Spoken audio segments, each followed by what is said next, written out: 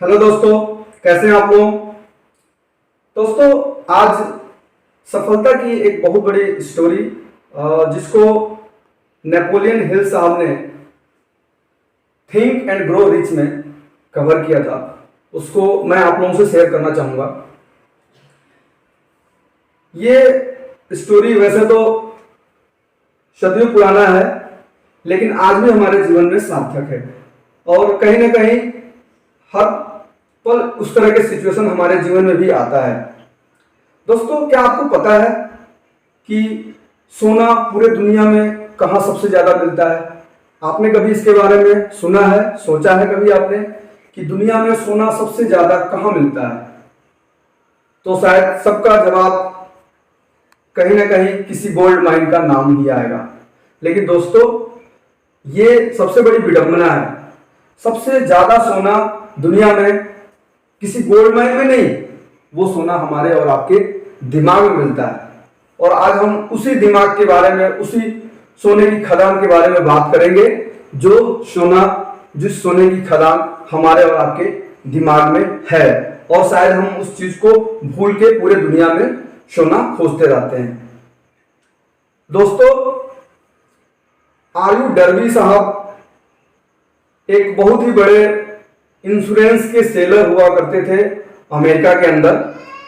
उनकी स्टोरी के बारे में मैं आपको शेयर करना चाहूंगा। एक बार डर्बी साहब के दिमाग में आया, वो पढ़े लिखे नौजवान थे अपने फैमिली के, और उनके एक अंकल हुआ करते थे। दोनों की बहुत बनती थी। दोनों ने सोचा, कुछ प्लानिंग किया। अंकल ने बोला, भाई तुम पढ़े लिखे हो और गोल्ड माइन से रिलेटेड जानकारी है, क्यों ना आज ट्रेंड चल रहा है गोल्ड का, हम गोल्ड के बारे में, गोल्ड की खुदाई के बारे में बिजनेस करें, गोल्ड की खुदाई स्टार्ट करें। और इस तरह से दोनों चाचा भतीजे ने मिलके और गोल्ड माइंस के काम को लेके स्टार्ट किया, जिसमें आर्यू डर्बी ने उसके बारे में बहुत सारी जानकारियां इकट्ठा की और एक अफ्रीकन कंट्री में गोल्ड माइन की तैयारी उन्होंने शुरू कर दिया। उसके लिए उन्होंने जो भी मैकेनिज्म की रिक्वायरमेंट होती है, जो भी इक्विपमेंट की रिक्वायरमेंट होती है, वो सारे इकट्ठा करके और गोल्ड माइंस के लिए निकल गए। गोल्ड माइंस के लिए निकले तो उन्हें गोल्ड माइन में शुरुआती दिनों में सफलता भी मिली। और शुरुआती सफलता से आपको भी पता है कि और आदमी इंटरेस्टेड हो जाता है और उसमें लगता है कि और मुझे टाइम देना चाहिए। और यही हुआ। डर्बी साहब का जो नजरिया था गोल्ड माइंस को लेके, जो जानकारी थी, वो सब सच साबित हो रही थी। जहां उन्होंने जिस बिजनेस में हाथ डाला था, उनके हाथ सफलता लग रही थी, छोटी मोटी सफलताएं लग रही थी, और ज्यादा वो इसमें इन्वेस्टमेंट करते जा रहे थे कि आने वाले दिनों में मैं और भी बड़ा सफल आदमी बन सकता हूं। और इस तरह से उन्होंने और भी बड़े बड़े इक्विपमेंट अपने रिश्तेदारों से, अपने फ्रेंड से, फैमिली से पैसे लेके, और उन्होंने और भी बड़े बड़े इक्विपमेंट इकट्ठा किए और गोल्ड माइंस का काम बड़े लेवल पे स्टार्ट किया। बड़े लेवल पे स्टार्ट किया, वो खुदाई करते जा रहे थे। अब लग रहा था कि अब सफलता मिल जाएगी, अब सफलता मिल जाएगी। लेकिन एक ऐसा टाइम आया कि जो गोल्ड माइंस की जब माइनिंग की जाती है, तो गोल्ड माइनिंग के वेन होते हैं। उनका एक वे होता है, वेन जैसे बोल सकते हैं कि अंदर तक जाने का, कि कहां गोल्ड माइंस मिल सकता है, वो एक तरीका होता है, टेक्नोलॉजी होता है। वो उनसे मिस कर गया, वो वेन मिस कर गया, वो रास्ता मिस कर गया। उन्होंने ट्राई किया बट वो उनको वेन मिला नहीं। और इस तरह से उन्होंने बहुत सारे मेहनत, कोई कसर नहीं छोड़ा। लास्ट में उन्होंने सोचा कि इसको क्विट कर देना चाहिए, क्योंकि अब ज्यादा समय इसमें देने से कोई फायदा नहीं है। और इस तरह से उन्होंने गोल्ड माइंस का काम बहुत बड़े स्तर पर ले जाके, बहुत अंदर तक खुदाई करने के बाद से उनको यही आसान लगा कि अब ज्यादा इसमें टाइम देना ठीक नहीं है, ज्यादा इसमें इन्वेस्टमेंट करना ठीक नहीं है। और फाइनली उन्होंने क्विट कर दिया। दोस्तों, आगे की कहानी बहुत ही इंटरेस्टिंग है। क्विट कर दिया। क्विट करना हम सभी को पता है कि छोड़ना सबसे आसान है। अगर हम कोई काम करते हैं, अगर सफलता नहीं मिलती है तो उसको छोड़ना सबसे आसान काम होता है। और फाइनली उन्होंने उस चीज को छोड़ दिया। दोस्तों जब उन्होंने उस चीज को छोड़ दिया तो आपको भी पता है, अगर हम कोई काम स्टार्ट करते हैं, किसी सर्टेन पर्पज के लिए स्टार्ट करते हैं और वो काम नहीं होता है, जो भी इक्विपमेंट मशीनरी जो भी होते हैं वो आई थिंक कि बीच में वो जंक ही हो जाता है, वो कोई जंक मैन ही उसको खरीद के ले जाता है। तो फाइनली उन्होंने क्या किया कि वो जितना भी सामान था एक कबाड़ी वाले को बेच दिया। जो भी उनके पास इक्विपमेंट थी गोल्ड माइनिंग के लिए, उन्होंने कबाड़ी को बेच दिया। अब उस कबाड़ी ने सोचा कि क्यों ना एक बार मैं किसी स्पेशल मास्टरमाइंड से, किसी जानकार आदमी से, किसी इंजीनियर से, गोल्ड माइंस का जो स्पेशलाइज होता है, इंजीनियर होता है, उससे क्यों ना मैं एक बार एडवाइस लूं, राय लूं, फिर इस काम को मैं यहां से जो भी मशीनरीज होते हैं वो मैं यहां से उठा के ले जाऊंगा और आगे बेचूंगा। वो वही किया। उसने स्पेशलाइज गोल्ड माइन के स्पेशलाइज जो इंजीनियर था, जो मास्टरमाइंड आदमी था, उससे उसने एडवाइस लिया।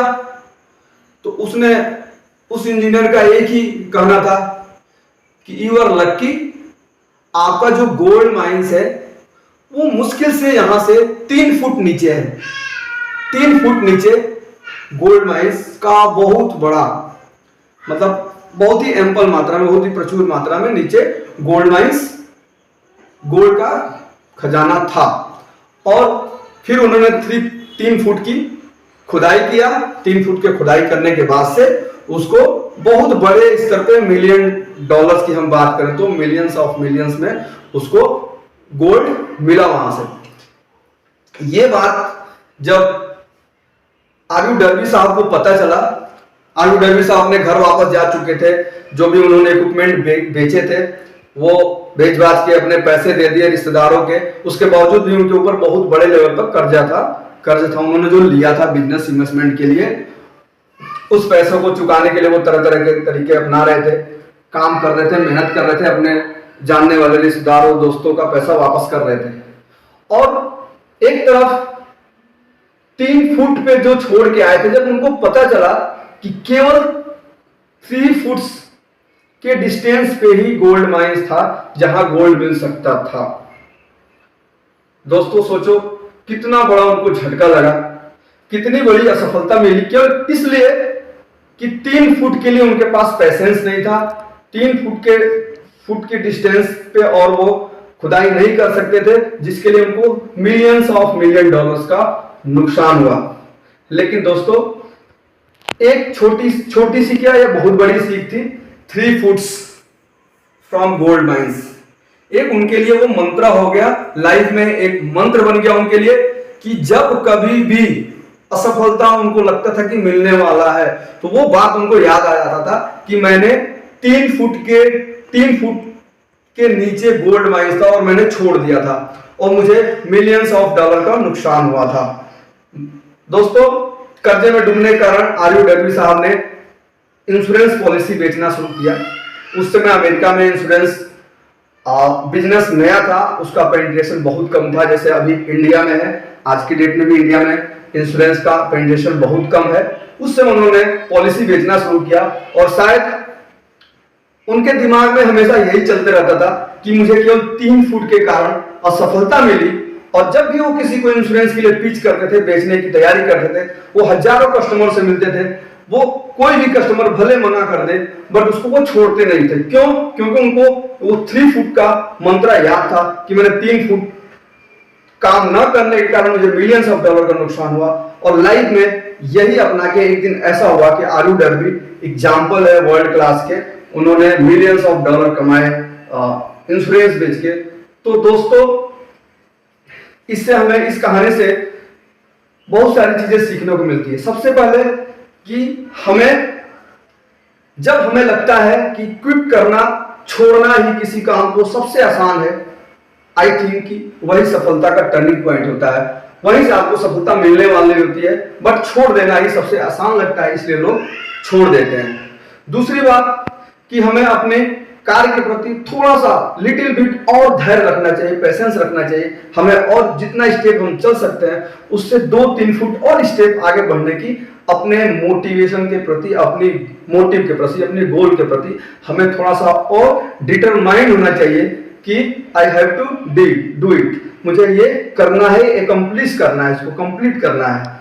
दोस्तों, क्विट करना बहुत ही आसान होता है, इसलिए कहा गया है कि दुनिया में सबसे ज्यादा गोल्ड आपके दिमाग में है, सोना सबसे ज्यादा आपके दिमाग में मिलता है, न कि किसी गोल्ड माइंस में मिलता है। और यही मंत्र लेके RUW बाद में मिलियंस ऑफ डॉलर्स, करोड़ों अरबों रुपया उन्होंने कमाया। दोस्तों, फिर मिलेंगे एक नई कहानी के साथ और आपको ऐसे ही मोटिवेट करते रहेंगे। जय हिंद।